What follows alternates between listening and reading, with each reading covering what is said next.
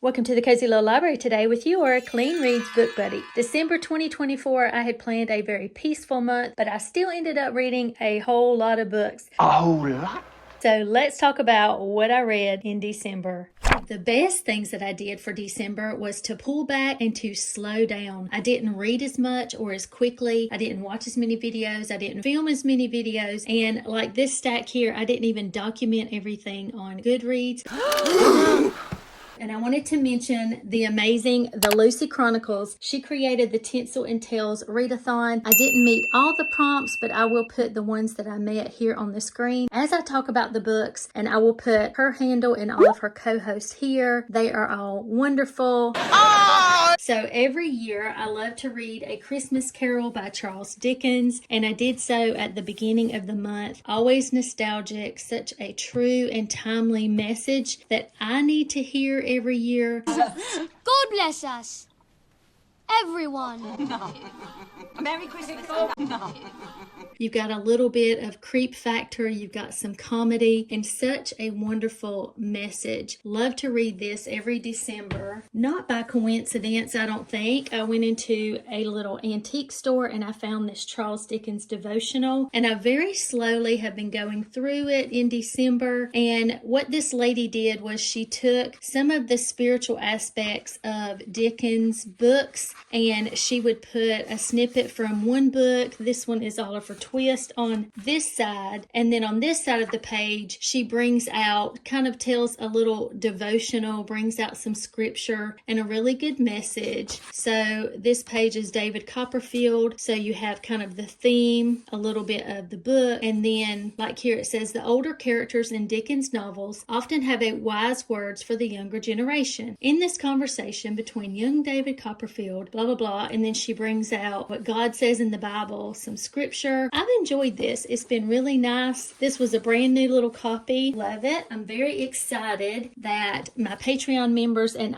we went through the book of Philippians together, and by the end of December we finished 11 weeks of that study, printable and all. So much fun. Loved doing that with them. They are so wonderful. And then as I did my outdoor projects in December, I enjoyed listening to, it was a reread of the Skymar series, Authentically Izzy, Positively Penelope, and Loyally Luke. These put such a smile on my face. They're so upbeat and fun. Squeaky clean romance. There is a lot of romance though, so if you're sensitive to that, you may not like these, but they are so fun to me and I enjoyed listening to those this time around. Morgan's Endless Bookshelf and I have been reading through all of the original American Girl books. If you didn't know, the original American Girls have books 1 through 6 and they have different themes and all, or you can find a bind up that have all 6 books in one. Now I didn't own all of these Samantha books, so I got this, I requested this one from the library, and this one is really neat. I haven't seen one like this before, where it has a picture from each of the books there, tells you the characters, and then it starts with book 1. Samantha is such a doll, a huge heart for people. What I love about her the most is that when she sees a need, she's a go-getter and she does something about it. She's very brave. She's an orphan living with her grandmary, and her grandmary is very wealthy, and it's at the turn of the century, and so Samantha's always dressed up like an actual doll. She has the big bow and the dresses and the stockings. She is climbing trees and getting dirty and all that, and we're introduced to the bully next door that is really a thorn in her side, and then we finally meet Nellie, whose family comes to work next door. Their situation is pretty dire and sad, but Samantha just takes her in and does so much for Nellie. They become BFFs, and so through all the books, except there is one, I think, that Nellie is not a part of, and we were pretty upset about that, but they are so heartwarming, lovely books. Enjoyed this so much. Out of the 6 books, all of them got either 4 stars or 5. Benjamin Franklin, An American Life by Walter Walter Isaacson. If you saw my last video, the book haul, this is a new one that I had to have even before I read it because I had a feeling it was going to be amazing. I mentioned then that I have always been fascinated with Benjamin because of his wit and his brilliance, his inventions, but his writing and his words and anecdotal things that he has brought to the table, how he was right in the middle of everything in colonial America, so respected but so funny, so witty. You are a guest in Philadelphia. Fish and guests stink after 3 days.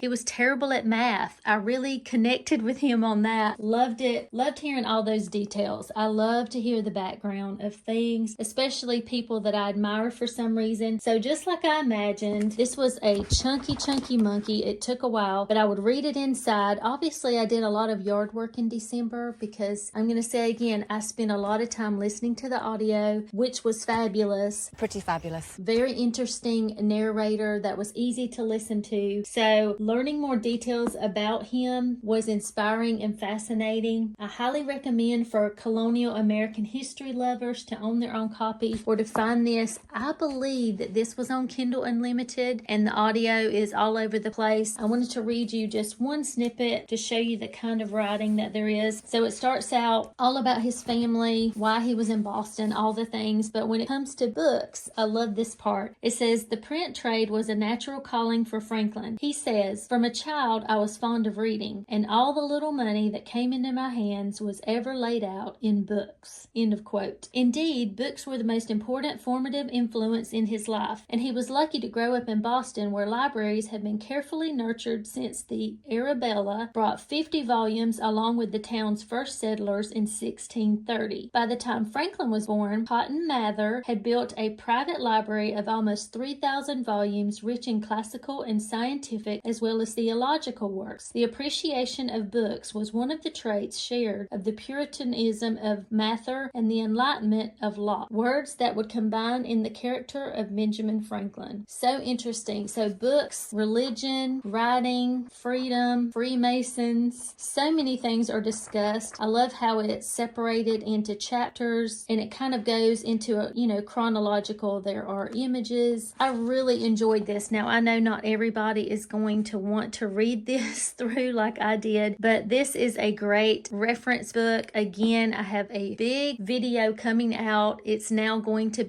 actually going to be a big summer challenge, going to be so much fun. Positive patriotism books, the best ones to have as reference books or to read if you, like me, love American history. Highly recommend this. 4 stars. A Rumored Fortune by Joanna Davidson Politano. Now, this was my first Politano, but it will not be my last. I loved her writing. I loved the faith content. And this was the perfect gentle mystery. There was crime and law breaking and adventure and mystery, coziness. This would be a great fall read as well. It was a little bit creepy, but there was not any like gruesome outcomes, if you know what I mean. So our main female character gets a letter from her dad wanting her to come there to the castle. And when she gets there with her mom, he's nowhere to be found. Everyone thinks that he has passed away, but no one has recovered him. And then there's this famous fortune that supposedly he was supposed to have hidden before he passed away. So she's looking for her dad. Has he really passed? Is he really still alive? Where is this fortune? Because with the way things have turned out, they are destitute. Her and her mom, they have nowhere else to go, but they can't afford to just be there without this fortune. So it's a little bit dangerous too, because everybody knows about the fortune. And of course, people are showing up that are family members saying that they're family and they're looking for it too. And it's just, she can't trust anybody. And her mother is really something. And there is a vineyard there where she spent a lot of time with her dad growing up. It's very nostalgic to her and it means a whole lot. So a lot of the faith content that I adored were the parallels brought out between the vineyard and what's going on with her and faith and everything. everything. So, you know, the scripture about Jesus being the vine, and it was just soothing. It was calming, dark, moody, cozy. I loved it so much. So there was a mystery to be solved, and I really had a hard time figuring out who done it because you really don't know who she can really trust. I enjoyed it a lot. 5 stars. A Gentleman for Lady Juniper, a sweet Regency romance by Sally Britton, book number 6 in the Cleaver Castle series. If you've seen any of my recent videos, you've heard me speaking of one of these books or the other. Such a fun, uplifting, cozy series about a duke and a duchess and their kids and the staff and people of society coming in and out, new people coming into the story. So much fun. Sally Britton writes such atmospheric scenes in the castle itself, outside in the gardens, but also has a lot of depth in her characters. They are very interesting. So all of these books are squeaky clean, sweet romance. This is about Jack, who has been a footman for the family for many, many years, but he also has secretly been guarding the nobility in this family. Of course, it's a secret because, you know, matter of security.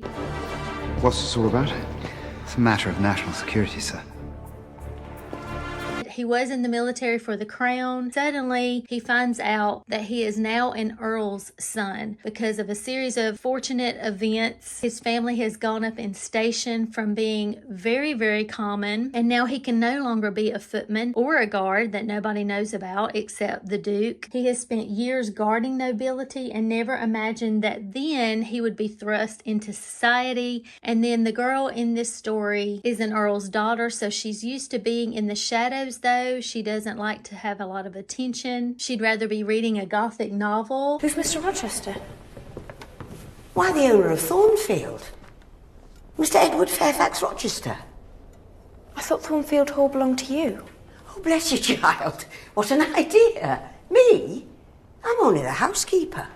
And just the story of them really getting to know each other. Thoroughly enjoyed this one. This one was a little bit longer than most of them. I gave it 4 stars. I read Silver Dollar Duke, Hearts of Arizona, book number 1, also by Sally Britton. This was a book club read for December with my Patreon members. So this was voted on and won. I was excited because I had been craving a Western, a gentle Western that was clean without profanity. And the violence is very minimal on this. It's just such a gentle, interesting, fun, slow-paced, cozy read. How many more adjectives can I use? But she can not only write clean Regency romance, but a super chill, slow burn Victorian romance as well. So much fun. Our main male character, when he was young, the American cowboys came to England and he was just mesmerized and decided right then, that's what I'm going to do. I'm going to go to America because they do it even better, and that's my plan. Well, of course, he grows up and realizes that he doesn't have a choice. His dad is a big deal, so his life is pretty much chosen for him, but he bucks it all and he goes to Arizona for the dream, and it's so interesting. I do have 2 and 3 right here in the series. Have not read those yet, but they're on standby. All of these are on KU, and Sally Britton has a YouTube channel where she has a lot of her books free audio there, so if that's something you want to do as well. Of course, her audio is other places too. A clean Victorian Western where a suave English lord longs to be a cowboy on the Arizona frontier but meets resistance from the strong-willed rancher's daughter. That's my little tagline for this book. Yes, please. Yes, please. I gave this 4 stars. More Than Words Can Say and More Than a Pretty Face by Karen Witemeyer. These are Christian historical fictions. The first one is A Marriage of Convenience, which I didn't think that I was going to like, but Celestria and Emily made me read it. I heard them talking about it. I thought I would take a chance, and I'm so glad I did because I laughed and I giggled and I smiled over and over reading More Than Words Can Say. Our main female character, she's working in a bakery that her dad owned. He has passed away, and there's this archaic law where she is that a woman can't own the business. So she sets her sights on several eligible bachelors that she can talk into her plan. She's very type A, but has a wonderful heart, and she's just a good girl. But she gets her plan together together, okay, this is what's going to be in it for the man. It's going to be a business deal. I'll do all the work, and then he's not going to have to worry about all these things. So there's only about 3 fellas that she has to choose from, and one that's on the cover there, he's a frequenter of the bakery every morning. He's very succinct, does the same thing, same time, wants the same food, her sticky buns.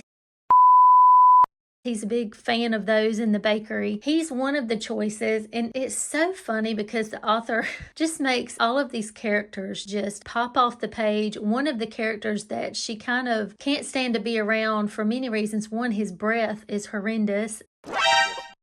It's just funny. It's so funny. You need to read this book. Now, if you are sensitive to romancy things or passionate, clean romance, but yet lots of passion and details, you will not like this book. And for somebody that's not married yet, it may be a little much. But for me, I thought it was done in a classy way. Him, he's got thoughts. How is this all going to work? And he even brings it up before they get married. And it's so funny, the words that he chooses to say. And she's clueless. She's completely clueless, which is maybe a little unrealistic, but still, I enjoyed it. It was fun. Then, so in book number 1, our main female character has a sister, and this is her book on the right. Now, this one is part of a Harvey House Brides novella. That's a whole nother series, and I had to know what was going on with her sister because she had made some bad decisions. It's very connected, but yet it's not in the same series, so it's kind of weird. But I didn't know anything about the Harvey House girls. The only disappointment was that it was very short. Of course, in those really tiny novellas, everything's a little bit rushed. It was interesting. It was a little bit of a letdown because of not having the depth and the length and the humor of book number 1. But I still enjoyed it. Liked both of these books. More Than Words Can Say got 5 stars, and More Than a Pretty Face 3 stars. As a nonfiction colonial American history book that I read, The Birth of the Republic, 1763 to 1789 by Edmund S. Morgan. I had not heard of this, believe it or not, and one of my patrons, thank you Angie, she mentioned this one day. She loves American history, and she was talking about this book was on Kindle Unlimited, and she also has Audible like me, and she said that the Audible book was fantastic, and so I went straight to look it up. Now, I will mention this book that I'm holding is a 3rd edition. The first one was written in the 50s, and as far as I know, the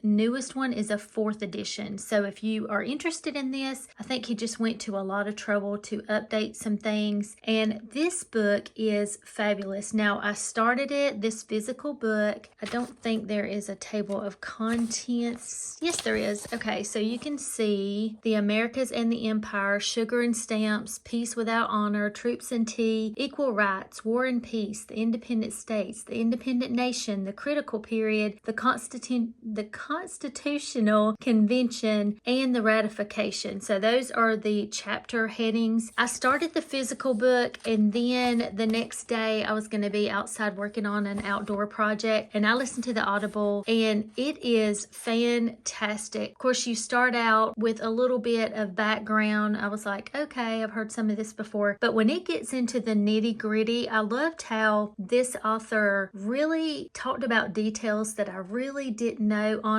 both sides of the spectrum. He really dug into the thoughts about what this war was really about. If you want a shorter read or an audiobook to do your due diligence and learn some really fascinating details, not only was it just the right amount of thorough information, the way he talked about the vivid details, it felt like a suspenseful story. And I think that's what I really loved about it. It wasn't a boring narrative. Very fun, well done. Again, currently on Kindle Unlimited and Audible, and I know you can find it other places as well. I gave this one 4 stars. Anything you want to add to your TBR, let me know in the comments, and until next time.